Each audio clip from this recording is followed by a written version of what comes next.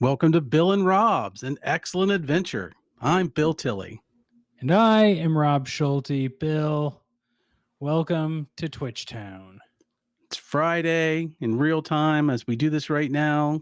It's a great way for me to quote unquote end the work week, but kick off the fun part of the week doing a show with Buddy Rob's about a movie that I either forced or coerced or scheduled or begged him to watch. It's so true, but we love it, right? This is our thing. This is our This Bill and Rob.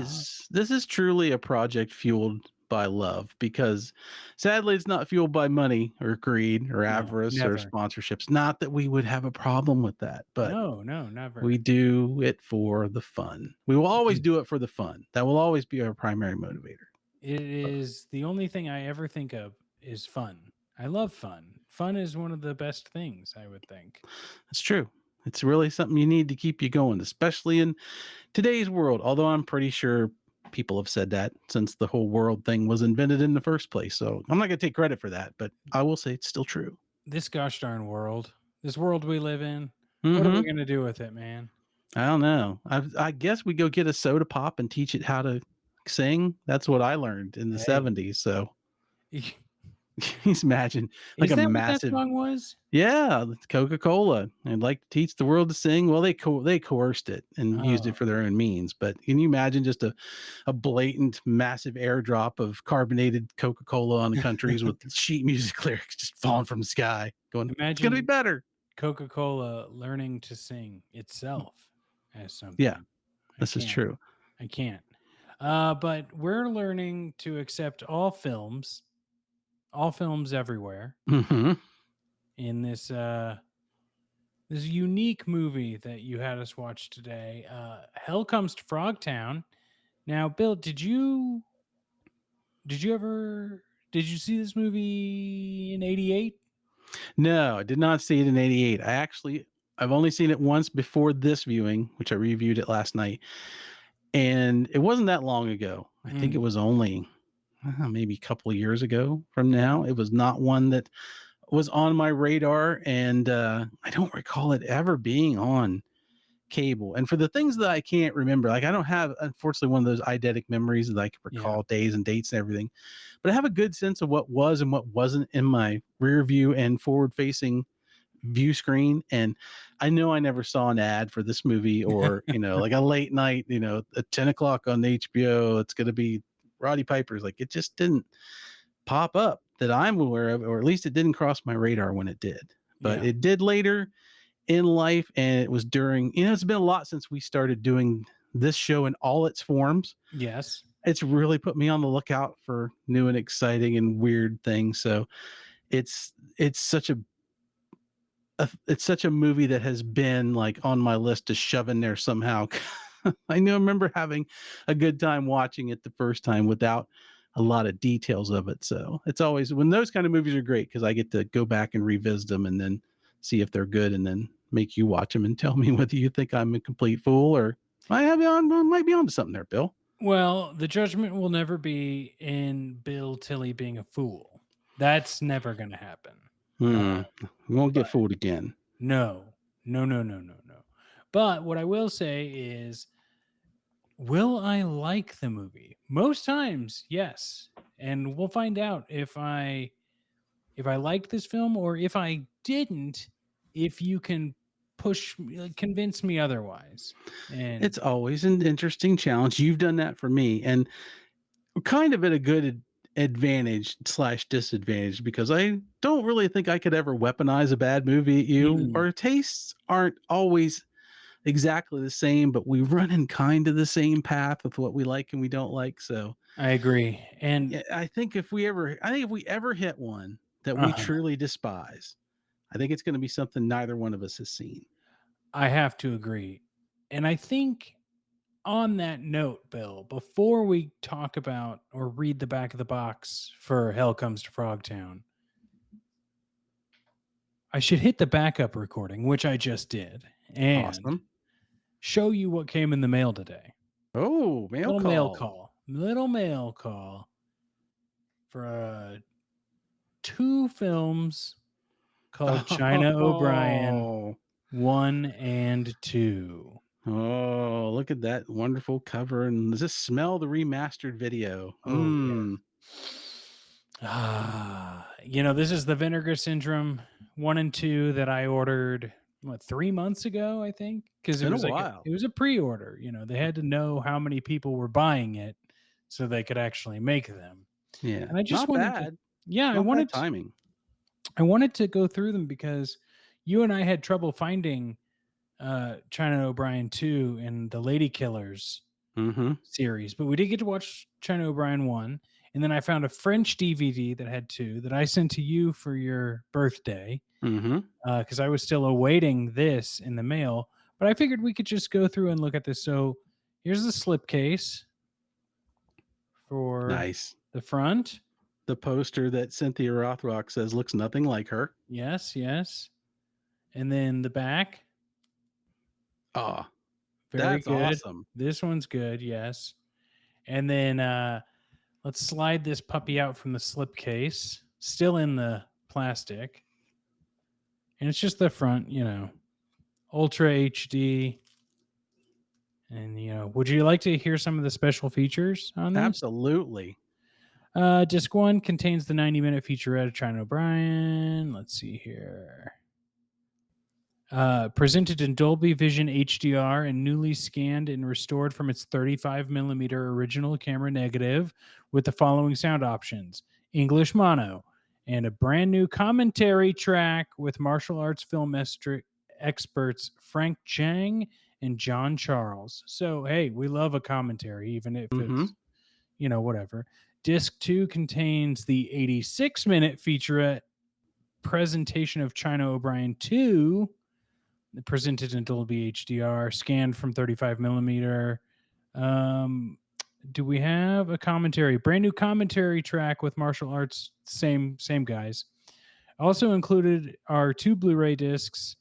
Blu-ray disc number 1 has the movies, of course, but has these special features. Cynthia Rothrock is China O'Brien, 19 minutes, which is a brand new interview with star Cynthia Rothrock. A Worthwhile Journey, The Martial Artists of China O'Brien, which is a brand new featurette with actors Richard Norton, Keith Cook, and Chris Casamassa. Melanie Good is Stripper Assassin, 11 minutes, a brand new interview with actress Melanie Good. Casting China, 11 minutes, a brand new interview with casting director Katrine McGregor. Composing China, a brand new featurette with composer, Paul Antonelli. The Making of a Martial Arts Movie, which is a 40-minute archival making of documentary on China O'Brien. And an archival interview with Cynthia Rothrock and Richard Norton, courtesy of the Cynthia Rothrock channel on YouTube. And then let's see here, archival video interview with Cynthia Rothrock, courtesy. Yeah, same thing. That one's only 12 minutes. Original trailers for both films, a still gallery, and then Blu-ray disc 2 just has another version of China O'Brien Part 2. Nice. Incredible stuff, I would say. These Oh yeah, things. there's also a booklet, Bill, and I know you love a booklet. Yeah. And honestly, like these Vinegar Syndrome presentations, and we're seeing all these movies now, like companies like that and Shout Factor, like they're the going into finding these obscure slash cult slash movies that just didn't get major releases and don't have the numbers to have pulled in like 15 DVD releases over the Yeah. years is great. And I feel like that's kind of the spirit of what we do when we do this, because you get those things and it's like, here's all this extra stuff that you can find out about the movie and hear about all the interesting things, which years ago I glossed over that stuff. Like I had discs that had that stuff on it, but more often than not, I didn't watch it Yeah. because once you'd put in the time for the movie, watching all the extra stuff was like, oh, I'd rather watch another movie. Yeah. But now is different. And so things like these movies, I do like to get into the extras on, because you're not going to hear your standard Hollywood stories and, back padding and all the things of from people that you've heard stuff probably for a million times, which is not always. I don't mean that as an insult in a lot of ways, but there's no shortage of remarks from a Mark Wahlberg or a Sylvester Stallone or and people like that. But to get a neat bit of insight from actors from like China O'Brien too, it's pretty cool. Yeah. Well, and I gotta tell you, I am the exact opposite when it comes to uh-oh, my screen went away, but I'm back. I am the exact opposite when it comes to the DVDs back in the day. In high school, Bill, I watched every special feature that was given to me because I loved it. I loved movies. I didn't have much of a life, I think, in high school. I mean, I think I did have a life, but like I dedicated myself to like watching movies. I loved it. You had the And time for it in yeah, high and I school. had the time for it. There you go. That's the big thing there. And I think you're right. As it became streamers being big, it's like, oh, now I have the time to watch all of these things. And a lot of them are bad. So it is what it is, but I am happy to see this coming back. And I'm telling you, I am days away from buying myself an HD Blu-ray player that's not my computer, right? Yeah. It's a dangerous money sliding slope because I posed a question on my Twitter account years ago that was, if you could only watch your favorite movie or the movies you like on VHS and you could never watch them again like on DVD or streaming Mhm. or anything, would it ruin the experience for you? And for me, I always said no, because the movie's the most important thing. Like if I have to watch my grainy copy of Raw Deal, then I'll watch it and I'll still enjoy it. But I will say, when you get movies like this, that like there's not even usually a passable transfer out there. Like I really want to see what you bought, and I really want to be somebody who buys all these things and watches them. They're very expensive, but if there's something you really care about, they're worth the money. But oh boy, would it not take long to just blow your budget at the Vinegar Syndrome website in a Tell me heartbeat. about it. I go to it about once a week, and I am on their, like, email list, so I see it. I see Mm-hmm. what's coming out, but I really have to hold myself back from a lot of things when that happens because, I will just buy things that I don't need. Do I need the Vinegar Syndrome of Hell Comes to Frogtown? No, I don't, Yeah. but I would probably buy it if the right thing struck me in the right day, you know? True. Mine is also in the same boat. I'm trying to limit myself to not buying things I already own, no That's matter whether one. it's a Yeah. better version or not. Now, like if I could find the Vinegar Syndrome Blu-ray, if they did one of Thunder Run with Uh-huh. with Forrest Tucker, which I own on VHS and has only been I've never seen another copy in my lifetime.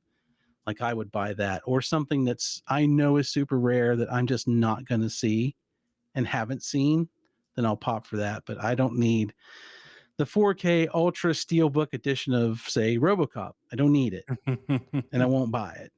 Yeah, same. So, like, what I have bought, I think we've gone over this before, is Sidekicks, um, China O'Brien 1 and 2. And China O'Brien, of course, is like what we said because it was so hard to find. And then Mm-hmm. I've And got the expensive if you did. yeah, the Angel trilogy, the Prophecy trilogy, which I did not need to get on, HD, but the box was cool. And Mm-hmm. then here's the other thing though, Bill. Sometimes, occasionally, Vinegar Syndrome will have just incredible sales. Mm-hmm. So I got Grandma's House, the horror film that I've never seen, but because it was $9. So, That's you jump on it for yeah, sure. And you yeah, know what else it makes? If you're somebody that still displays your physical media, it's a pretty cool shelf because it's nothing that if anybody walks in, very unlikely that they will have seen these things unless they are running in the same circle that you are. yeah, exactly. So, I'll probably treat myself to a few more Vinegar Syndrome flicks for my 40th birthday coming up. Hello, Brett. He's in the chat, and so is Elvis. Oh, great. But for Such now, dexterity with those paws. yes. So for now, we should get into Hell Comes to Frogtown from 1988. Bill, would you like to read the back of the box, or should I? I think I'll take this one. I had a good Oh, time watching it. Let's all see if right. well, and I watched the trailer, so I'm always trying to practice movie guy voice.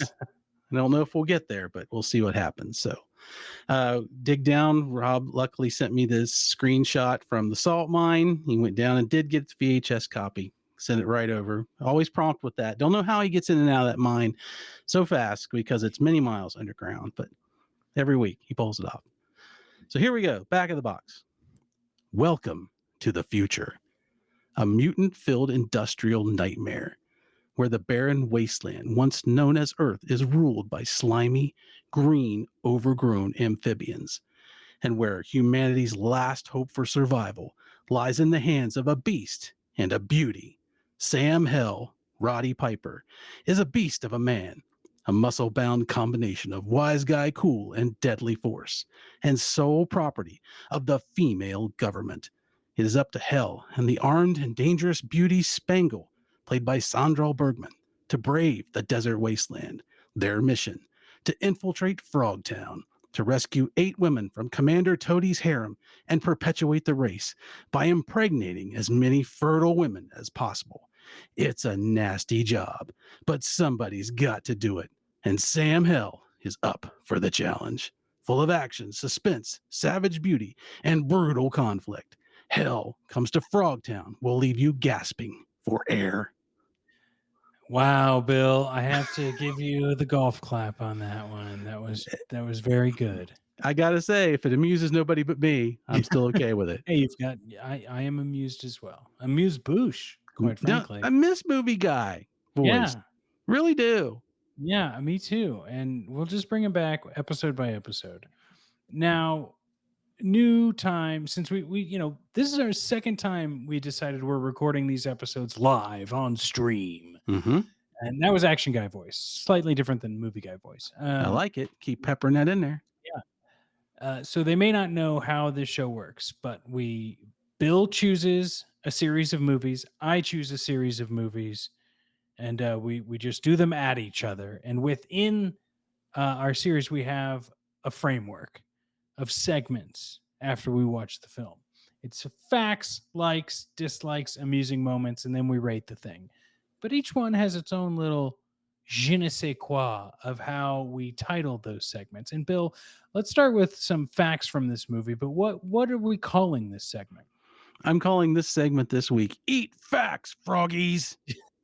After a wonderful line delivered by Roddy Piper, where instead of facts, he's making them eat lead. But we don't have any lead in this, so we're just going to eat facts. Okay, but before I say my first fact, Froggy, is Bill, can you help me figure something out?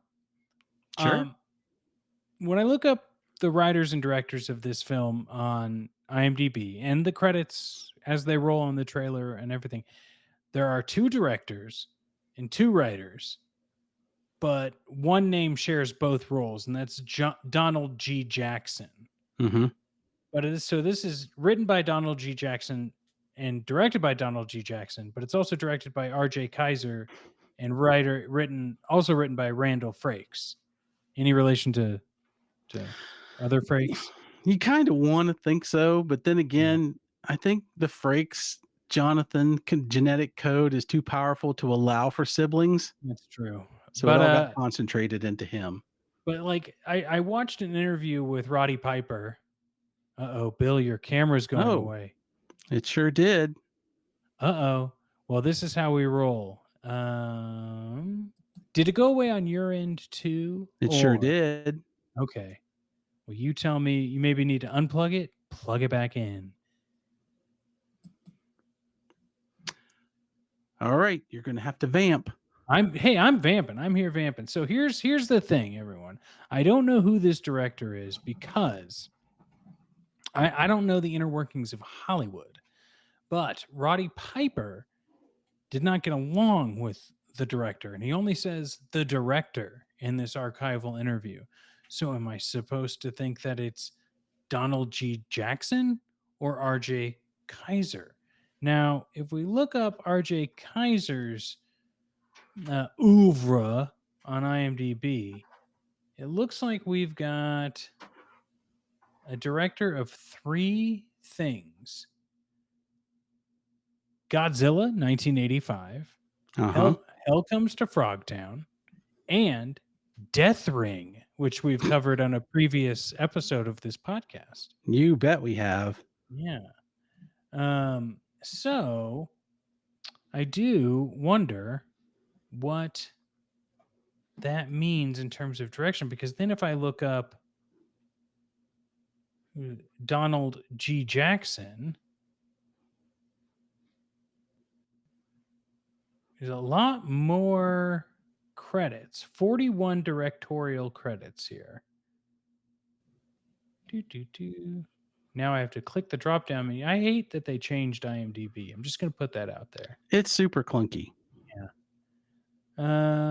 Yeah, a lot more credits. So I would feel like he's the director of this. But would I be wrong? Is my understanding that there was an original director who started the whole process. Uh-huh. I'm not sure if it's Kaiser. It was. I heard an interview with one of the people that worked on it, and he said, "There we Hey, go." Bill's back. I know. I figured it out. Fuck it, we'll do it live. That's how we roll. It's no edits on this deal. And I guess the original director got axed either right when the movie started or not long after. Feels like that'd be Kaiser then. Since Yeah. So I think the one that Piper has mentioned before is this. It's got to be the second one because that's the one that finished the film. And apparently the new regime didn't much go over all that well with the people that had stayed behind. So here's the thing: Roddy Piper and this director didn't get along, and says he was disliked because he didn't have, quote, acting skills. Now, surprise, surprise, you're hiring a pro wrestler. I would say they have some acting skills, but Roddy found it really funny. He says this in this interview because they hired him an acting coach, and the guy's like mad because, Roddy was expensive because he was a big name at the time, but he didn't have, quote, acting skills. He's like, but the acting coach kept asking me like about finding my motivation, which, like, okay, you've got this chastity belt on you and it's going to explode if you get too far away. Well, I think we know what my motivation is, knowing that everything below the waist could get destroyed if I go off on my own.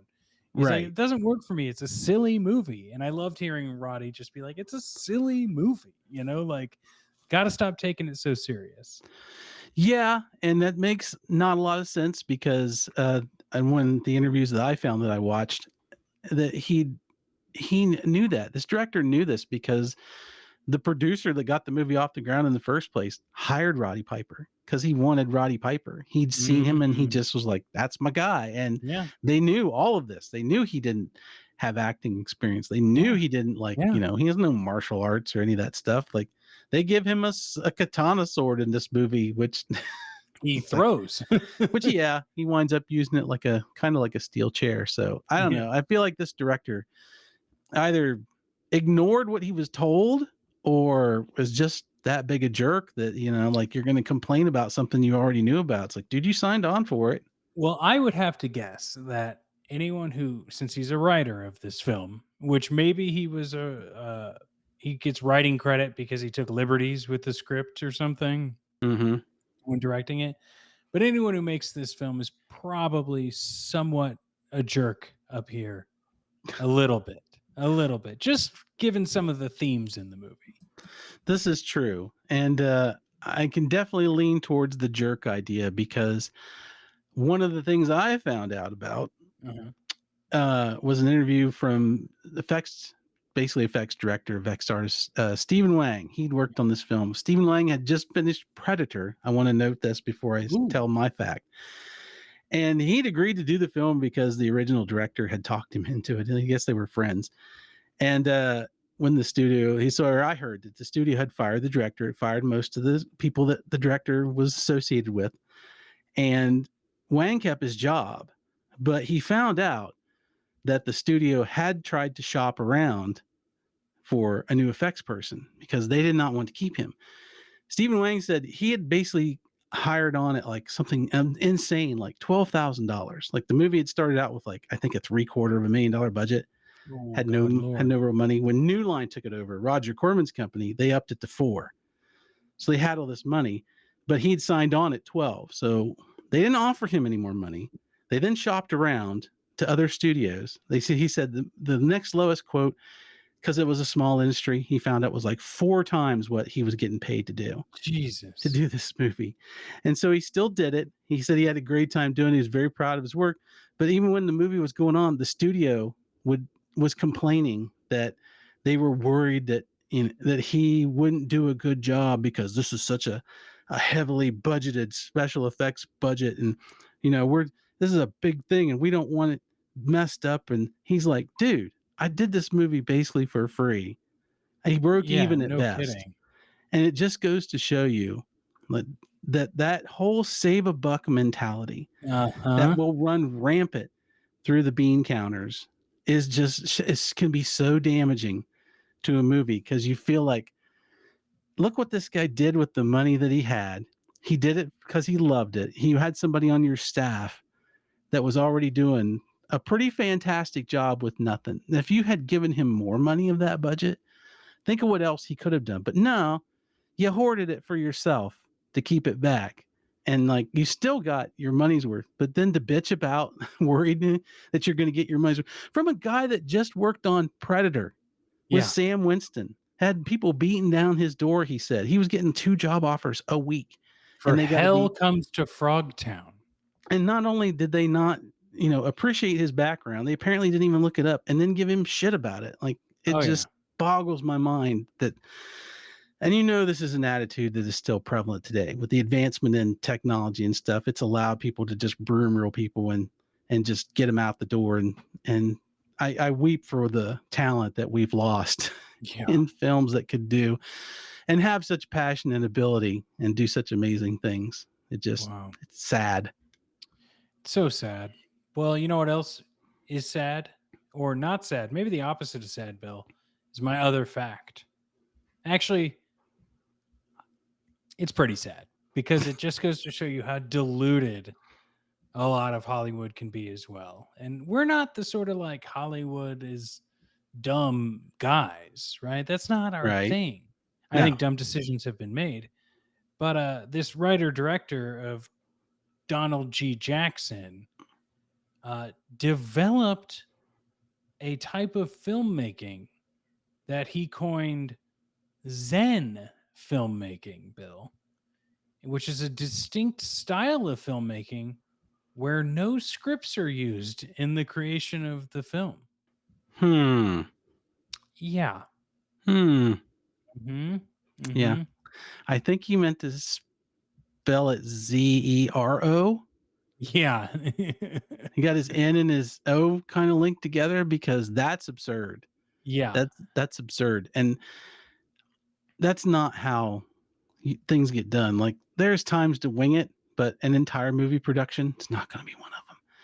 And it Uh, makes me think of things I've heard in present day about. There's a movie right now, in the Marvel universe, the Captain America 4 movie, that has been famously reported that its major problem that it's been shooting for like 2 years now, they have had no script. They oh, have God. filmed scenes and ideas, and they do the scrapbooking thing where we're just going to let stuff happen and see how it goes. And I know millions of dollars spent, no real product to show for it. There's no way it'll be good when it comes out because movies need a vision. They need Yeah. a person directing them who's got a vision in their head of how this is going to go. You can't do it by committee. You can't just free shoot it. That's crazy. And you know what it reminds me of? It reminds me of Kelsey Grammer, and I looked this up. I couldn't remember exactly what it was called. He had a method of acting that he called requisite disrespect. He would rehearse each scene only once, and he would not learn his lines until a few moments before each scene was shot. Now, I don't buy it, But what I do buy is giving a reason for, if we're going to do 5 to 10 takes on each scene anyway, I'll be learning my lines by that fifth scene or that fifth take, right? But Right. don't bullshit me and tell me it's some sort of acting style. No, no, Yeah. that's just a thing that you're doing to get through your day. It makes me think of, that's almost an insight I think actors and directors and people working these movies can get. I think of Nicholas Meyer when he talked about directing Shatner on Star Trek 2 when he was trying to get Uh-huh. the the face-to-face video call thing going, and he had the line, "Here it comes," Yep. and he made him do it and do it and do it and do it, and it did it dozens of times and flushed them all just so he could get him so tired, because he's tired in the scene that he wouldn't think about it, that he would deliver it, and that's how he got the thing out of him. Which, that's the thing, a good director and a good writer and a good actor, it's like people see that and they know how to work the system. But yeah, I don't buy that either. I've seen a lot of Kelsey Grammer over the years, and regardless of what you think, dude knows his lines. Yeah. So, No kidding. Well, Bill, what's your other froggy fact? well, mine comes back to Piper. And in an interview I watched with him, apparently for a long time, Roddy Piper says he was ashamed of this movie. Mm, Not for the movie itself being a low budget movie, but how he acted in it. Because he knew he was young. He knew that he hadn't acted before. He wound up being really hard on himself after this movie was over. And he said he went and took acting lessons and coaches. And he'd done several movies after that. Of course, he did They Live, John Carpenter's They Live, which is an amazing film in my book. And he said it took him a long time to think about it. And when he looked back on Frogtown years later, when he found out there was kind of a following and that cult following about it, people enjoyed it. He says that was me having the most fun I ever had on screen, because he yeah. had fun doing the movie. He treated it as fun. He treated the work seriously, but the script was ludicrous, so he was having fun. And he said the acting coaches over the years kind of squashed that out of him, because it Yeah. was all method and thinking and motivation. And it was like, no, if it's got to be fun. You've got to Yeah. have fun with the part. You can bring your craft to it, you can bring your style to it and all that stuff, and plays in. But if you don't have an enjoyment, much like Stephen Wang had said earlier, like this was fun in spite the low budget, doing the movies was fun. And you know, I just another thing I think about, where much like, I guess I'm going to give Donald G. Jackson a little bit of credit, because there's probably a moment where you just got to go zen and let it fly Yeah. and forget it all. And Yeah. it was, and I think that's a big selling part of this movie, that Roddy is having a great time. And somebody who has limited acting experience, I personally think, and I know I would feel this way for me, that I would want to lean into the fun I was having, because I don't have this. If I don't have the skill per se Hmm. and the knowledge of it to rate my performance as I go on an educated level in that way, I might as well let that come across on the screen. And it does. It really does with him. He is very humanized in this movie. He's Yeah. not some just Brian Bosworth block of wood Yeah. There sitting could out be there. a couple of things that go differently that didn't, Mm-hmm. and that character could have been different. And I think you do see, I agree. I think you do see throughout this movie that he is not the oily Rambo that they probably envisioned when they first put this movie from pen to paper. Yeah. He's not David Carradine. Yeah. Yeah. He's not. And I think that's great. And I'm glad that he got to recognize that along the way. Yeah.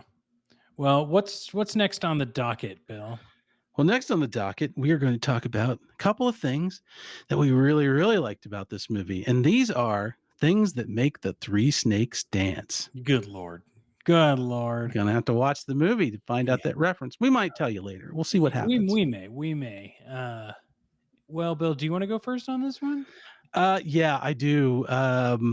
Wonderful main cast. This is a great cast. And not only does Roddy pull some stuff off, Sondal Bergman, she's late from Conan. She's pretty good, but the standouts are in the background for me.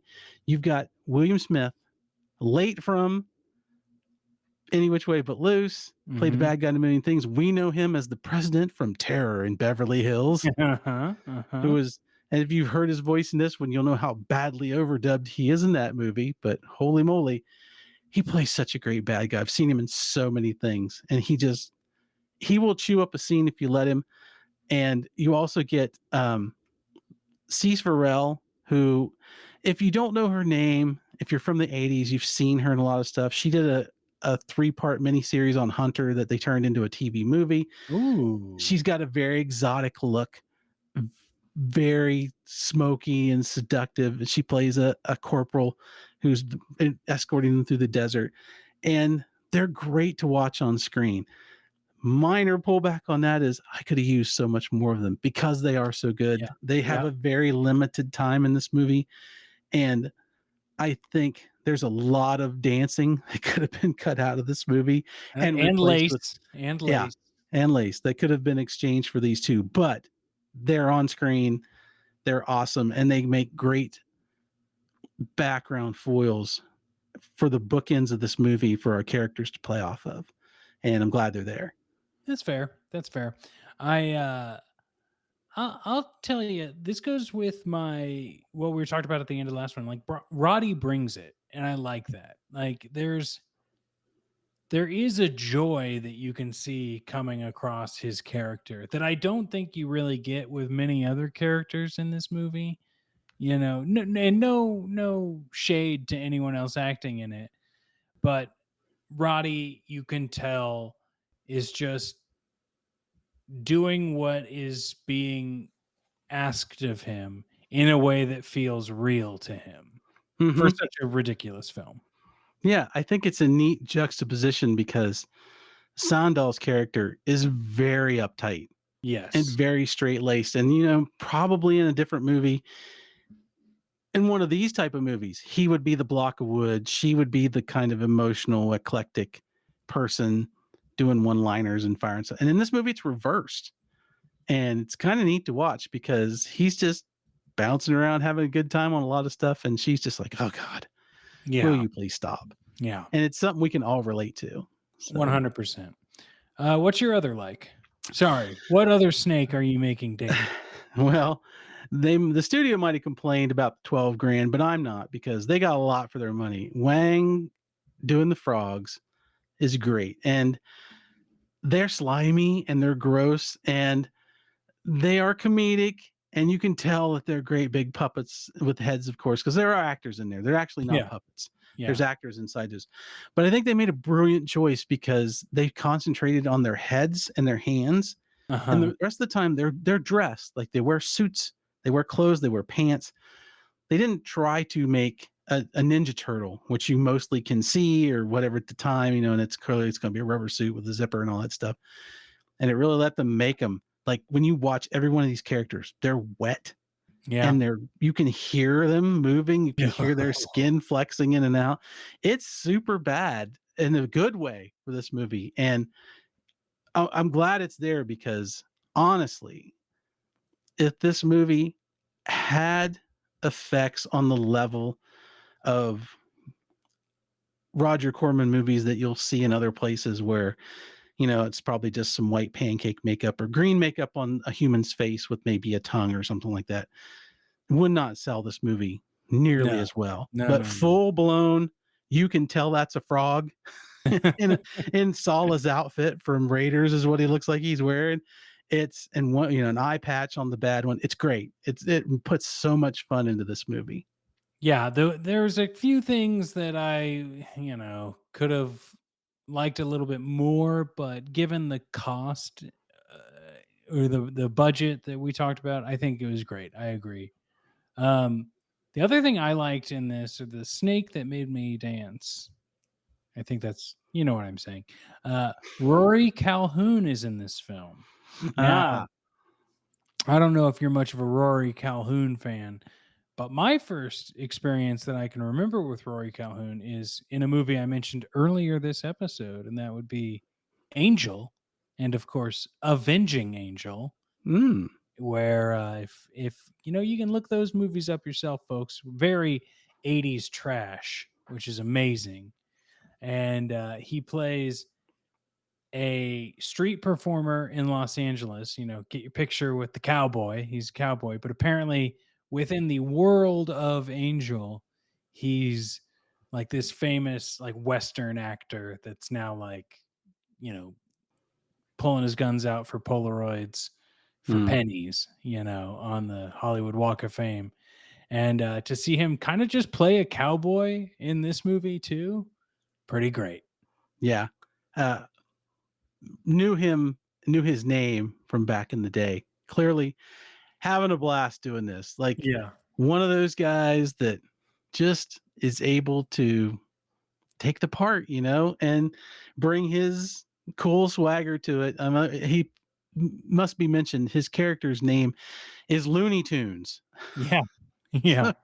You gotta love it for that, and he does a great job. So yeah, it's great to see a veteran Hollywood person do these movies when it's clear that they're having a good time doing it and not just you know cashing a quick check. It's like I'm gonna have some fun today, and that's Yeah. awesome. And I know in my interview I watched, Roddy Piper had said that he spent a lot of time with Rory. Thought Yeah. he was a great person, wonderful Yep. to talk to.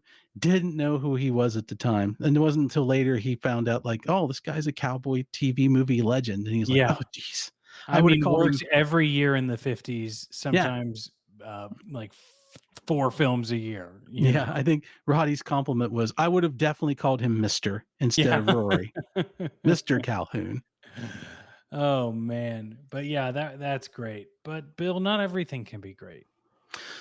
No, no matter how hard you try. So that's Yeah. why we have to have a balanced segment to go against our likes. This is a couple of things that we really didn't like. And we looked at them like Devlin looks at Sam Hell in the car holding his gun and saying, I could end this right now. So, Rob, what's something that you saw that made you think I could end this right now? Well, it's tough because I don't want to be a Debbie Downer, but like there's inherently something weird going on when someone's writing a movie that's like this Superman is going to there's no potent men left and we're in a world where this one guy gets to go out and impregnate a bunch of women to help our army. And there is one scene where like that is set up that like the government's run by women because there's a bunch of sterile men and a bunch of men died in the nuclear war. So just from the forces of that, we are in this place and they're like, well, we need more soldiers, so we need more babies to raise.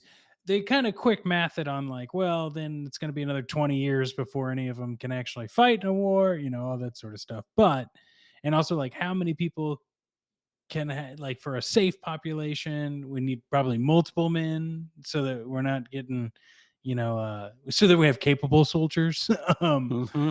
But it's very odd, and there's one scene to fulfill that. They're like they find a runaway prisoner woman, and they capture her because they want her to be safe. That's what they tell us.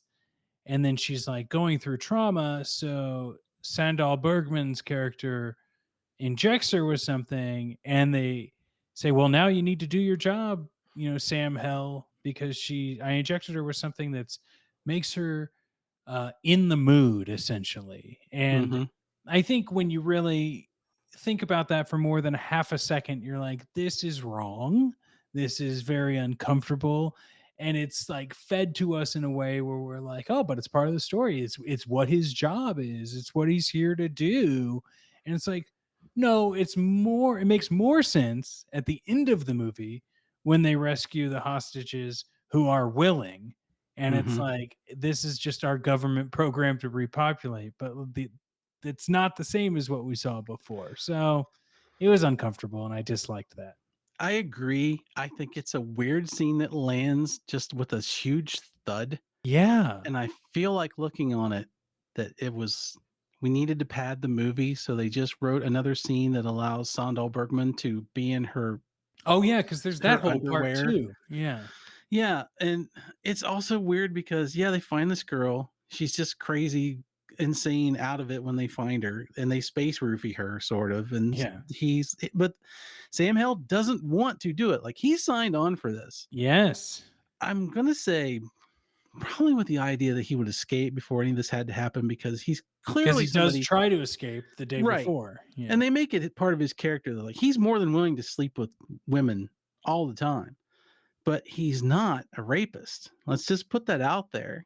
He's not he's accused of that by Devlin, but it's always prefaced with, well, your daughter was willing, Yeah. and you take that for what it is. So it by words they're saying he's not doing this out of some kind of awfulness. It's just he's a philanderer, Yeah.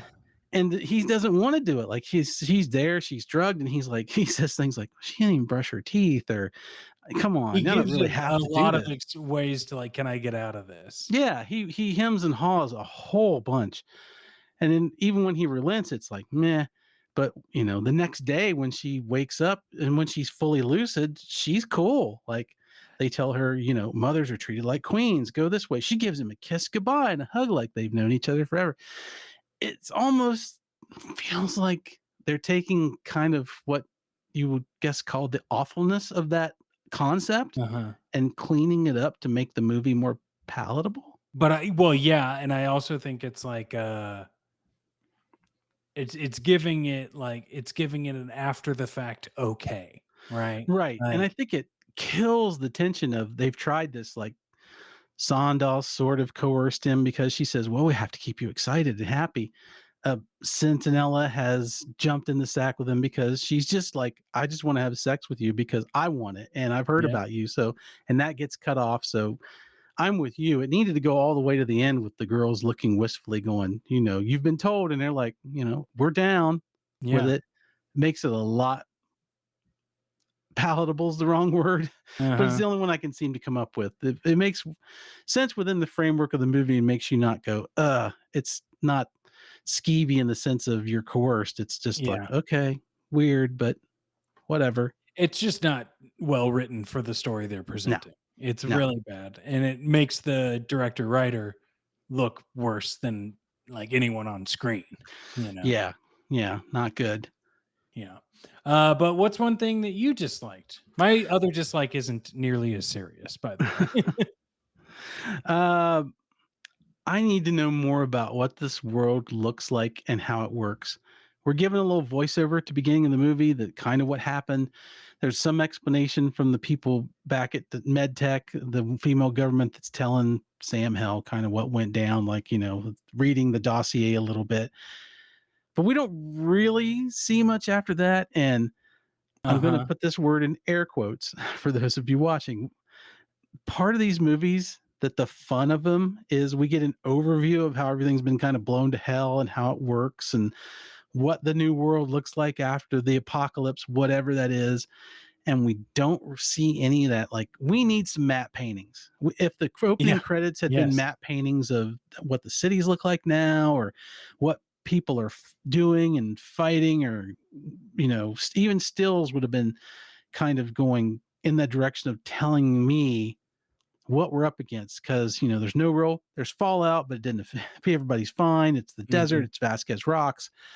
Okay, what part of America are we supposed to be in? How's this working out? What's the dangers out there? Why does Frogtown exist?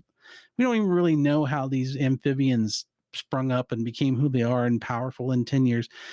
I need some conversations, like if they talk during the ride to Frogtown and explain more. I just need this fleshed out more for me so that I can live in that world a little better, Yeah.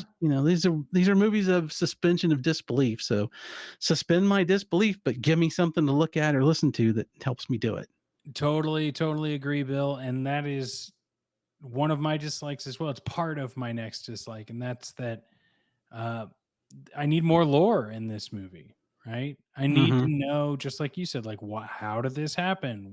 Just give me some extra little stuff instead of that scene we just talked about at the campfire. Like, use that 20 minutes to like build this world a little bit more, because it takes an hour in this film to get to Frogtown, and this is a movie that's like an hour and 26 minutes long.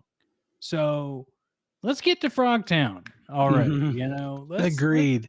let's get there. And it just was. It's a unfortunately a slow movie up top. The first half, it speeds the hell up real quick, but like Hmm. that first 30 minutes is a bit rough.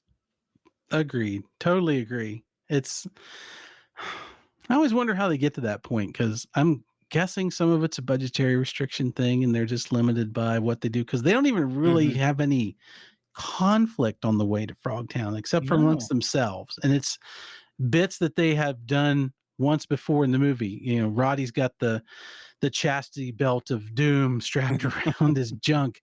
And you know, it'll go off if you go too far, which happens a couple of times, but it's like, Yeah. all right, we've seen it once. We don't really need to see it We get it. again. But when they get to Frogtown, it's played great for comedy. Yeah. Yeah. So Yeah. Yeah. yeah, yeah, definitely chop that up. So that's something I will also add on. And this one hit me hard. Now, Rob, you know, I used to pitch for a segment called, you know, for the soundtrack movie, like Settle the Yes. Score was what we used to Yes. call it. I hate the music in this movie. I hate it. It's awful. That's It's just fair. absolutely awful. The opening theme over the credits is good. Yeah. It's I an do. it's a fun orchestral piece in the vein of all this, but the rest of it is just weird. The music behind the dance of the three snakes is terrible. They decide that your interstitial music is Johnny Comes Marching Home by what appears to be the Hometown Buffet Singers. I don't know, man. It's just why? Why would you pick this? It's not dramatic. It's not horror inducing. It doesn't move the needle towards camp or horror or drama or serious filmmaking or anything. And I remember the remark a long time ago that we mentioned from interviews from other soundtrack makers. And I think Basil Polidaris mentioned, he said the music should be not noticeable. It's there, it does its job, but you shouldn't really notice it. You should only feel it as it Yeah. goes along. And I noticed every clanging, banging, screeching note of this movie because it's bad. It just Yeah. feels like somebody found a leftover Terry Tunes soundtrack and just spliced it in. Ugh. It's a bit tough. It's very tough actually, and I agree with you because the right soundtrack could really make this movie, you know? Uh-huh. It really would have upped the ante in a lot of places. And especially I'm going to say poor Sondal Bergman because they give her that weird erotic, and once again, I'm air quoting, erotic dance to do, And which, two dances, two erotic dances to do. yeah, which, you know, I think we can probably both agree, not that great, but definitely not helpful that I don't know, she's apparently dancing to the test tape that you would get in a Yeah. Chrysler Cordoba that says, "Welcome to your new car. Here's some Yeah. music that you test out your stereo with." Oh god, you're so right. But it wasn't all bad. There's some Nope. things that amused us. Mm-hmm. We sure did. And we have to have found a couple of things that really got us going and would make us feel the same way Roddy feels when he delivers the line. It's just a little kink I have. I'll start, Bill, and that I'm just gonna put it out there because it's kind of in this little image we have in the corner of the screen. Roddy Piper, at least in this film, looks kind of like a frog. I think, Roddy, Roddy is very emotive. yeah. He when he's like gagging because of the electric shock, you know, he's kind of got some chubby cheeks in this one. He's the perfect fit for you say frog, I'm seeing frog. Oh, but then there's actual frog people, so never mind. That is hilarious. That's absolutely hilarious. Roddy, definitely one of a kind in the facial expressions department. For me, it comes towards the one of these comes towards the end of the movie where it's kind of the showdown between him and Devlin. And Sam Hell has his katana sword on his back. Devlin has the drop on him with a bazooka, Yes, a yes. rocket launcher grenade at short range, which I never understand why people think this is a short range weapon, but that's what he's got. And so Sam grabs his katana and just short flings it right into his chest. Boom. And you're like, oh, okay. Devlin Uh-huh. over. But no, cut away, cut back, he gone. And he has Yep. trucked it up over the hill. And we find out he's like, I'm going after him to finish this, which I'm thinking, I shouldn't take long. Dude's got a sword through the heart. They show him basically what he would have walked yards, if not half a mile away, down over the rocks, up Vasquez Rocks, climbing all this stuff. He's laid out on the ground. He's pulled the sword out because it's laying there next to him. Bizarre. Woof. Sam picks it up, walks away. Devlin's still alive, tries to shoot him. I'm thinking, good Lord, this is some serious, like, Clint Eastwood style or Jason Voorhees style death here, where it's like, and he's dead, and he's not, he's dead, he's not. It's like, apparently, sword to the heart in Frogtown, just a flesh wound. So Just a flesh wound. That is give so it up to William Smith for really bringing some gravitas to a ridiculous scene. Yeah, I couldn't agree more. Bill, my next amusing thing is just it's we've said it before, and I teetered on this between a few things, but I just think it just bears repeating that Roddy Piper makes a good time out of a bad situation. I live in an area with a climate much like where this film takes place, and to wear that many layers and to be rolling around in the sand and to be tied up and to have a chastity belt on, even though I'm sure he didn't wear it while filming. Maybe he did. And to have the story that he had with all of the assholes he was being directed by and such, like he still is having fun, and that's amusing to me. Yeah, he brings it physically. He brings it facially for Yes. sure. I mean, you can see the Roddy Piper of the WWF shining through whenever Yeah. he has to scream and holler, and it really, you're kind of with him. You're like, I'm in it. Just let it fly. It's great. He does a Yeah. great job. Well, what's your last Um, little kink? well, my last one comes during the escape from Toadie's palace. They're in the pink getaway 53 Chevy panel van because you know me, car guy, Oh love yeah. that kind of stuff. And so there's a 50 cal mounted on the roof that Centinela is out there and she's manning it. Of course, she's firing behind. Toadie's in his car with the guys. It's your standard shootout. But when you see the close ups of her in the truck, Uh-huh. either they didn't have the money for it or they just thought they'd get away with it. There's no blanks in the gun. Yeah. There's no anything in the gun. So she's literally little kidding it, rat tat tat tat tat, shaking the thing and just pointing it and moving it back and forth. Now, the great part is Cease Varel pro. Yes. Expression on her face is like real flame is shooting out of this thing, but it is not. It is super obvious that nothing is happening. And it's like, ooh, that needed a little bit of an edit. You need to just crop that frame in a little bit so I can't see the barrel of that gun and I just hear the bullets coming out. But nope, it's just she's just up there rat-a-tat-tatting away. And I'm like, okay, great. Really stuck out there for me at the end. So one of those, but that's I think is a fun B movie moment when you're just these kind of movies. You go, oh, gotcha. Yeah. No Got more it. takes. No more Yeah. takes.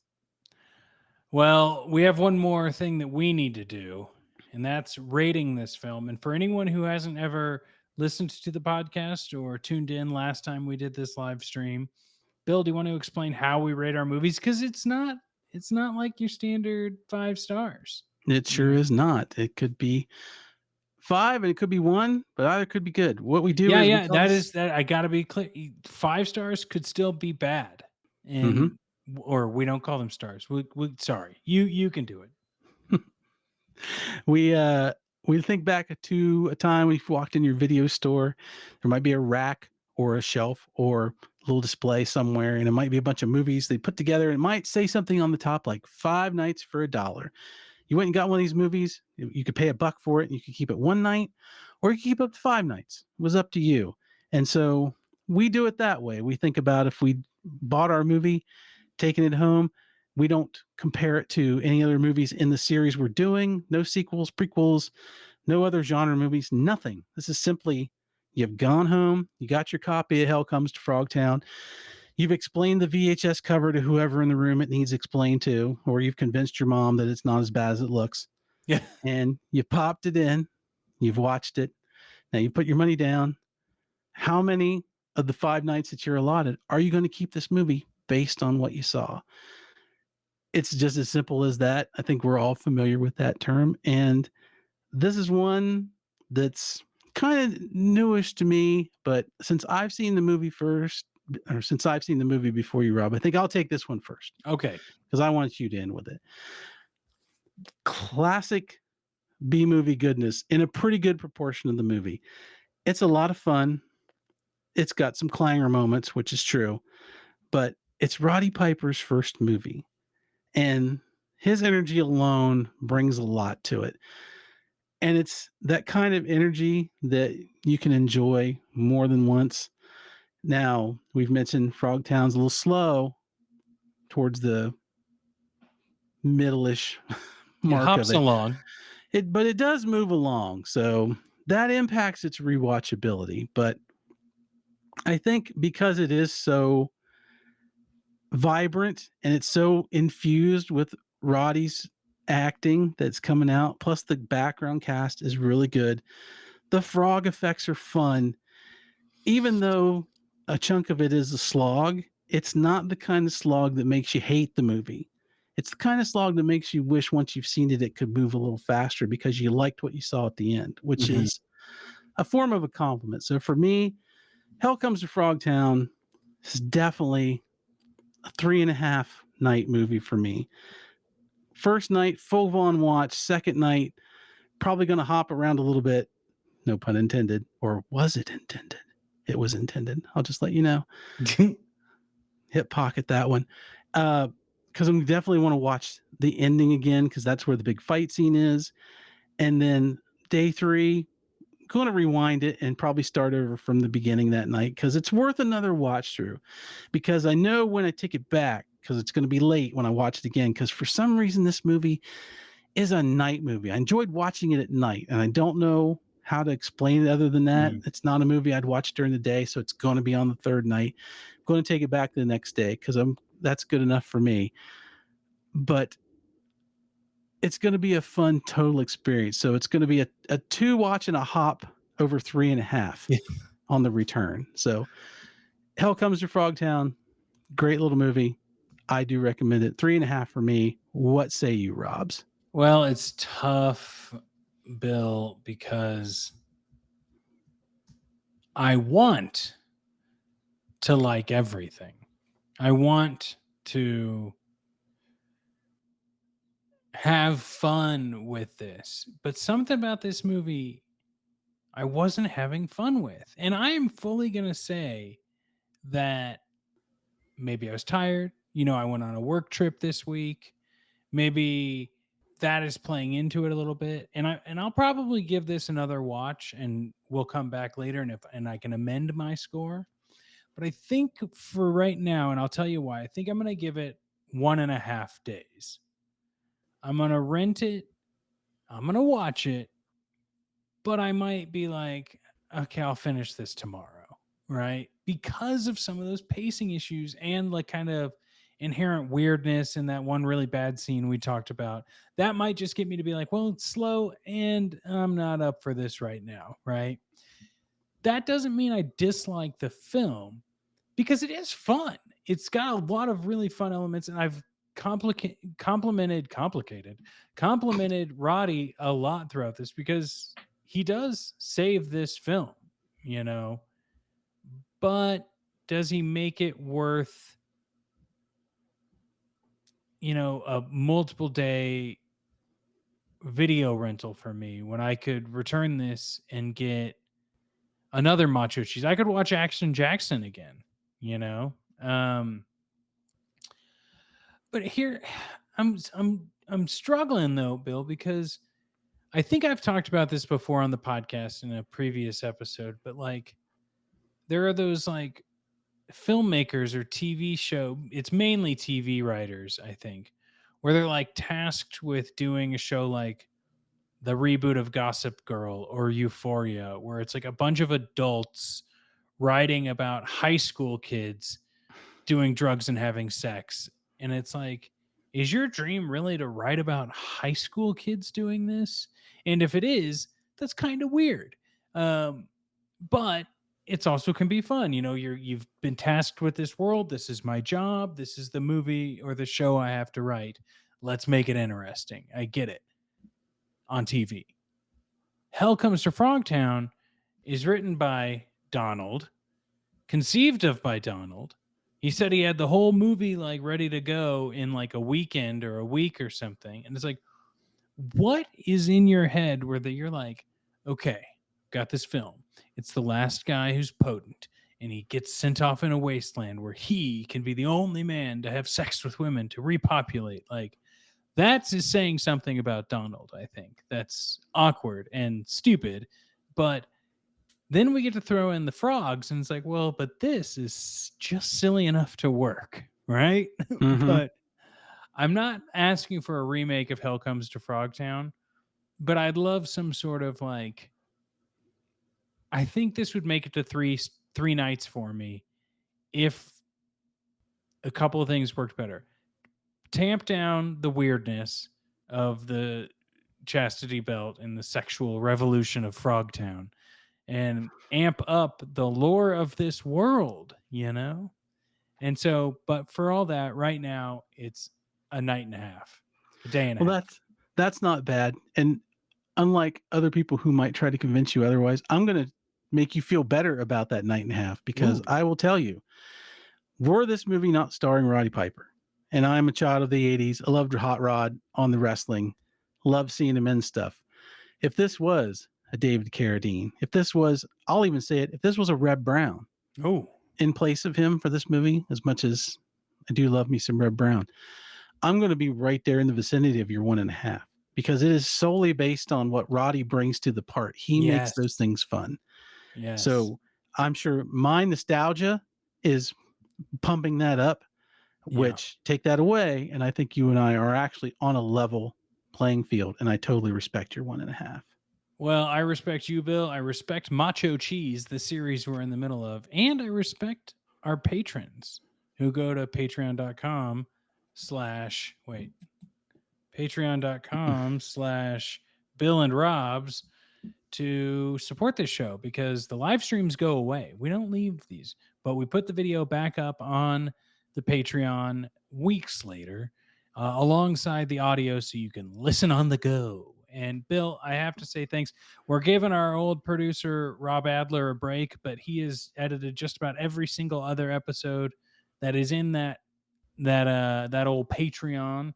And let me tell you, there's a lot of them out there, folks. So head on over to patreon.com/Bill and Robs or billandrobs.com and show us the support. We don't got fans, we got friends. And friends Absolutely. help friends. They do. And we appreciate every one of you out there spreading the word. It's the best thing you can do for us. Get the word out and, you know, put out the words, the numbers will come. But really, we want to have more people having fun with these things like we are. That's the whole point of us having this conversation is we have a good time and we'd love to hear from you. So please hit us up on our socials and share your thoughts. We love seeing them. And especially get to them there pretty quick because the macho cheese is near full fermentation, Robs. It We've only got is. 2 episodes left in this wacky series of mine. And should I tell everybody what's on deck for next time? I think that's a perfect plan, Bill. Yeah, because you want to be able to watch ahead if you're Yeah. so inclined. So, our next episode is a little movie from 1982, which I had seen on the back of many comic books, but have never to this day gotten to view it. And this felt like the perfect series to put it in. We will be watching Megaforce. Megaforce. Megaforce, the name itself, the kind that would have launched a million toy lines if it had. Well, Bill, this has been great. This has been wonderful. I look forward to talking more about Megaforce next week. And I'll tell you, I haven't decided on what my next series is going to be, but it's going to be good. Okay. I'm sure it'll make me very, very happy. Okay. Well, with that, we'll see everyone next time on Bill and Rob's An Excellent Adventure.